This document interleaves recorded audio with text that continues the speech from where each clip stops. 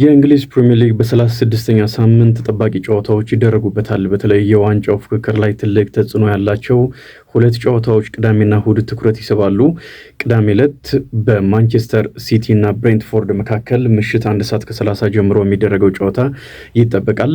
እሁድ ዕለት ደግሞ 12 ሰዓት ከ30 ጀምሮ በለንደን ስቴዲየም ዌስትሃም ዩናይትድ አርሰናልን ያስተናግዳል፣ የሊጉን መሪ ክለብ። እነዚህ ሁለት ጨዋታዎች በጣም ትልቅ ትኩረትን የሚስቡ ናቸው። የእሁዱን ጨዋታ በተመለከተ ሚኬል አርቴታ ዛሬ ጋዜጣዊ መግለጫ ሰጥቷል። ከአትሌቲኮ ማድሪድ ጋር በግማሽ ፍጻሜ በአውሮፓ ቻምፒየንስ ሊግ ተጫውቶ 1-0 ካሸነፈው ስብስብ የጎደለ ተጫዋች የለም፣ ወይም ደግሞ በጉዳት ከስብስቡ ውጭ የሚሆን ተጫዋች የለም። ሁሉም ተጫዋቾች አሉ። ነገር ግን አስቀድሞ ጉዳት ላይ የነበሩ ሁለት ተጫዋቾች አይመለሱም ብሏል። ቲምበር ምናልባት ለዚህ ጨዋታ ሊደርስ ይችላል የሚል የአርሰናል ደጋፊዎች ተስፋ አለ። እያንዳንዱ ጨዋታ ከዚህ በኋላ አርሰናል ወሳኝ ስለሆነ በፕሪሚየር ሊጉ 3 በቻምፒየንስ ሊግ 1 4 ጨዋታዎች ይቀራሉ ለአርሰናል። እነዚህ 4 ጨዋታዎች በታሪክ ምርጡን ዓመት እንዲያሳልፍ የሚረዱት ይሆናሉ። ስለዚህ በፕሪሚየር ሊጉ 36ኛ ሳምንት ዌስትሃም ጋር ነው የሚጫወተው። ዌስትሃም ደግሞ ላለመውረድ እየተፋለመ ይገኛል። አሁን ወራጅ ቀጠና ውስጥ ገብቷል። ባለፈው 35ኛ ሳምንት ዌስትሃም ተሸንፎ ቶተንሃም ማሸነፉን ተከትሎ እና ጠንካራ ትግል እንደሚያደርግ ይጠበቃል። እንደዚህ አይነት ወሳኝ ጨዋታዎች ላይ እንደ ቲምበር አይነት ከቡድኑ ቁልፍ ተጫዋቾች መካከል አንደኛው ከጉዳት እንዲመለስ ደጋፊዎች ይፈልጋሉ። ግን ሚኬል አርቴታም ይህንን ተጫዋች በዚህ ጨዋታ እንደማይመለስ ከጉዳቱ እንዳላገገመ ተናግሯል። እንደዚሁም ደግሞ ሚኬል ሜሪኖም ለዚህ ጨዋታ የሚደርስበት ምንም አይነት እድል የለም ብሏል። ምናልባት ከውድድር ዓመቱ መጠናቀቅ አስቀድሞ ቲምበር ጨዋታዎችን ሊያደርግ የሚችልበት እድል አለ። ሚኬል ሜሪኖም ከአውሮፓ ቻምፒየንስ ሊግ ፍጻሜ አስቀድሞ ወደ ጨዋታ የሚመለስበት እድል አለ የሚሉ መረጃዎች ናቸው እየወጡ የሚገኙት። ሚኬል አርቴታ ግን ዛሬ ሁለቱም ተጫዋቾች ለዌስትሃሙ ጨዋታ እንደማይደርሱ አረጋግጧል። የቲምበርን በተመለከተ በተደጋጋሚ ይህንን ነጥብ አንስቻለሁ። በቀይ መስመር ተከላካይነት ምናልባት ቤን ዋይት በአትሌቲኮ ማድሪዱ ጨዋታ ላይ ለውጥ ቢያሳይም የቲምበር መመለስ ግን እጅግ ወሳኝ ነው። በተለይ ቻምፒየንስ ሊግ ፍጻሜ ጨዋታ የቲምበር መኖር መከላከሉንም ማጥቃቱንም ባላንስ ለማድረግ የሚረዳ ይሆናል። ከዓለማችን ምርጥ የቀይ መስመር ተከላካዮች መካከል አንደኛው ነው ቲምበር ያለምንም ጥርጥር። ዓለማችን ምርጥ የግራ አጥቂዎች መካከል አንደኛው ደግሞ ክቫራትስኬሊያ በፓሪስ ሰን ጀርማ በኩል ይጠበቃል። ስለዚህ የሁለቱን ተጫዋቾች ፍልሚያ የ1-ለ1 ፍልሚያ እንድንመለከት ቲምበር ከጉዳቱ አገግሞ መመለስ ይኖርበታል።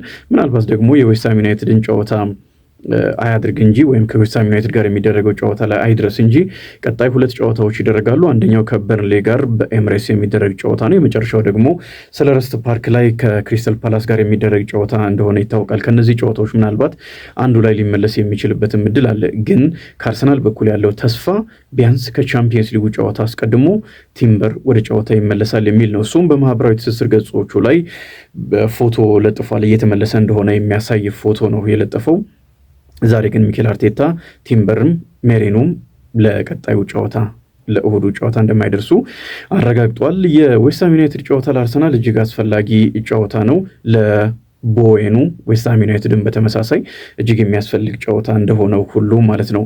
ሌሎችም ጉዳዮች ላይ ሚኬል አርቴታ አስተያየቱን ሰጥቷል። ለምሳሌ አትሌቲኮ ማድሪድን በተመለከተ ከአትሌቲኮ ማድሪድ ጨዋታ በኋላ የአርሰናል እንደምታስታውሱት ሜዳው እጅግ በጣም ውብ ነበረ። ከጨዋታውን በኋላ አርሰናል ስላሸነፈ ድባቡ የሚያስገርም ነበር። የአርሰናል ተጫዋቾች አሰልጣኙ ሚኬል አርቴታም ጭምር ደስታቸውን በከፍተኛ ሁኔታ ገልጸዋል እና ይህንን ተከትሎ መጨረሻ ላይ ወይን ሩኒ ከጨዋታው በኋላ በተወሰነ መልኩ ከሚገባው በላይ ሴሌብሬት ያደረጉ ደስታቸውን የገለጹ ይመስለኛል ብሎ አስተያየት ሰጥቷል። አድርገዋል ብሎ እንደውም ተችቷል። ከዛ አስቀድመው እንደምታስታውሱት የዚህን የውድድር ዓመት ዋንጫ ፕሪሚየር ሊጉን አርሰናል ነው የሚያሸንፈው፣ እንደውም ሲቲም ነጥብ ይጥላል ሲል ነበረ። ሲቲ ባለፈው በኤቨርተንም ነጥብ ጥሏል። እንደዚህ አርሰናልን በተመለከተ ፖዚቲቭ የሆኑ አስተያየቶችን ነው ሲሰጥ የነበረው ዋይን ሩኒ። ግን ከቻምፒየንስ ሊጉ የግማሽ ፍጻሜ የመልስ ጨዋታ በኋላ አትሌቲኮ ማድሪድና አርሰናል ልክ እንዳሸነፈ የነበረው የደስታ አገላለጽ ከመጠን ያለፈ ነው ብሎ ተችቷል። ሌሎችም የቀድሞ ተጫዋቾች እንደዚሁ የተቹ ነው። አርሰናል ተጫዋቾችና አሰልጣኙ ከመጠን በላይ ሴሌብሬት አድርገዋል በሚል ዛሬ ተጠይቆ አስተያየቶችን መቀበል ያስፈልጋል። ግን ሁሉንም አስተያየቶች በሚገባቸው ቦታዎች ላይ ማስቀመጥ ነው የሚያስፈልገው። ፖዚቲቭም ኔጌቲቭ ወይም አሉታዊም አዎንታዊም አስተያየቶች አሉ ሲል ተናግሯል እና ደስታውን በመግለጹ ደስተኛ ነው። የቀድሞ የአርሰናል ተጫዋች ኢያን ራይትም ልክ ከጨዋታው በኋላ እግር ኳስ የሞመንቶች ስፖርት ነው። ስለዚህ እያንዳንዱን ሞመንት ተጫዋቾች፣ ደጋፊዎች ኢንጆይ ማድረግ መደሰት ይገባቸዋል እና ደጋፊዎች ተደሰቱ ሲልም ተመልክተናል።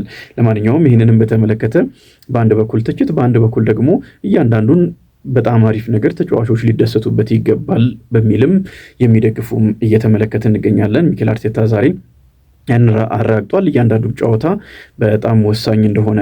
ቅዳሜ ደግሞ ማንቸስተር ሲቲ በሜዳው ነው ብሬንትፎርድን የሚያስተናግደው። የተጎዱ ተጫዋቾችን በተመለከተ ቀድሞ የነበሩ ተጫዋቾች ጉዳት የሉም። ፔፕ ይህንን አረጋግጧል። የዶኩም ብቃት አድንቋል። የሮድሪ በዚህኛው ሳምንት ስለመመለስ አለመመለሱ ተጠይቆ እርግጠኛ እንዳልሆነ በጨዋታው ላይ የመሰለፍ እድሉን በእርግጠኝነት ለመናገር እንደሚቸገር ነው የሰጠው አስተያየት የሚያሳየውና ባለፈውም ከኤቨርተን ጋር 3-3 በተለያዩበት ጨዋታ የዚህ የቀድሞ የባለንዶር አሸናፊ አለመኖር ተጽዕኖ ፈጥሮ እንደሆነ ተጠይቆ እንደዛ ብሎ እንደማያምን ተናግሯል። ፊል ፎደን ውሉን ሙሉ በሙሉ አድሶ እንዳልጨረሰ ወይም ፈርሞ እንዳልጨረሰና በቀጣይ ግን ወደ መጠናቀቁ እንደሆነ የመሳሰሉትን አስተያየቶች ሰጥቷል። እያንዳንዱ ጨዋታ ማሸነፍ ነው አሁን ያለን ግዴታ ብሏል። ትክክልም ነው። ምክንያቱም ባለፈው በኤቨርተን ጨዋታ ላይ ነጥብ ስለጣሉና አርሰናል ፉልሃምን ስላሸነፈ ቢያንስ የ2 ነጥቦች ልዩነት ተፈጥሯል። ሲቲ ቀሪው ጨዋታ አሸንፏል ብለን እንኳን ብናስብ ያም ጨዋታ ራሱ በሲቲ ላይ በሸክም ነው ማሸነፍ ግዴታ ስለሚሆን ማለት ነው። 2 ጨዋታዎችን በተከታታይ ያደርጋል አርሰናል ከበርንሌ ጋር ከመጫወቱ በፊት። ከነዚህ ጨዋታዎች መካከል ሁለቱን የሚያሸንፍ ከሆነ ከአርሰናል ጋር የሚኖረው የነጥብ ልዩነት ያው ይጠባል። የዚህ ሳምንት ጨዋታም በጣም ወሳኝ ነው። አስቀድሞ ከብሬንትፎርድ ጋር ሲቲ ስለሚጫወት ወደ 2 ነጥቦች ጠቦ ነው ምናልባት ካሸነፈ አርሰናል ዌስትሃምን የሚገጥመውና ተጽዕኖ ሊኖረው ይችላል በተወሰነ መልኩ። ደግሞ ሲቲ ነጥብ ከጣለ ደግሞ አርሰናል ዌስትሃምን አሸንፎ ይህንን የፕሪሚየር ሊግ ዋንጫ ማሸነፉን በኤምሬትስ በርንሌን በሚገጥምበት ጨዋታ የሚያረጋግጥበትን እድል ይሰጠዋል እና በጣም ወሳኝ ጨዋታዎች ይደረጋሉ። ማን ያሸንፋል? ማንቸስተር ሲቲ ብሬንትፎርድን ያሸንፋል ወይስ አርሰናል ዌስትሃምን? የትኛው ጨዋታ ከባድ ነው? ኮሜንት አድርጉ።